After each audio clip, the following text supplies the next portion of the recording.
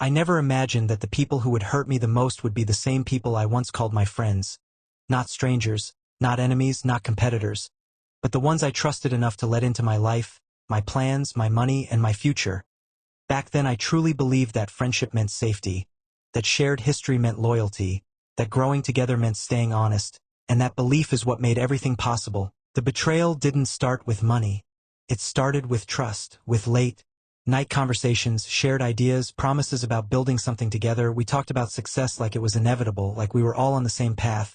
And that's what made it dangerous, because when you trust someone, you stop protecting yourself from them, you stop checking details, you stop asking uncomfortable questions, you assume they want the same outcome you do, and that assumption cost me hundreds of thousands of dollars. At first everything looked normal, progress was slow. But steady, money moved, decisions were made, and every doubt I had was quickly silenced by familiarity, by jokes, by "don't worry, we've got this." And I wanted to believe them, because believing was easier than confronting the possibility that the people closest to me could be lying. The first real warning signs were subtle. Numbers that didn't fully add up, delays that didn't make sense, explanations that sounded logical but felt empty. And every time my intuition tried to speak, I ignored it, because trusting your friends feels safer than trusting your instincts. Then one day I realized something was wrong. Not because of a big mistake, but because of a pattern of avoidance, deflection, half answers, and emotional manipulation. Suddenly conversations became defensive. Questions were met with anger instead of clarity. And that's when the truth started to slowly surface, piece by piece, like a wound you don't see until it starts bleeding.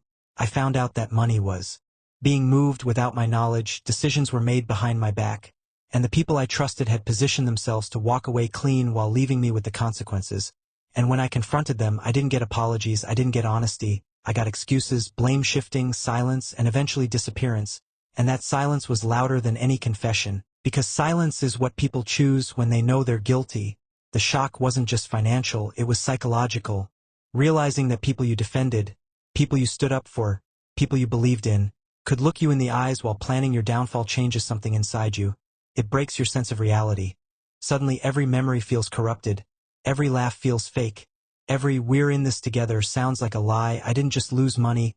I lost years of trust, years of belief in people, years of emotional safety. And the hardest part wasn't the loss itself, it was realizing that while I was rebuilding from zero, they moved on as if nothing happened, living their lives, untouched by the damage they caused. Betrayal like this doesn't end when the money is gone, it follows you, it changes how you think, how you move, how you interact with people. You become more cautious, more closed, not because you want to be cold, but because you've seen what happens when you're open with the wrong people. For a long time I blamed myself, replayed every moment where I could have noticed the signs earlier, every decision where I chose comfort over confrontation.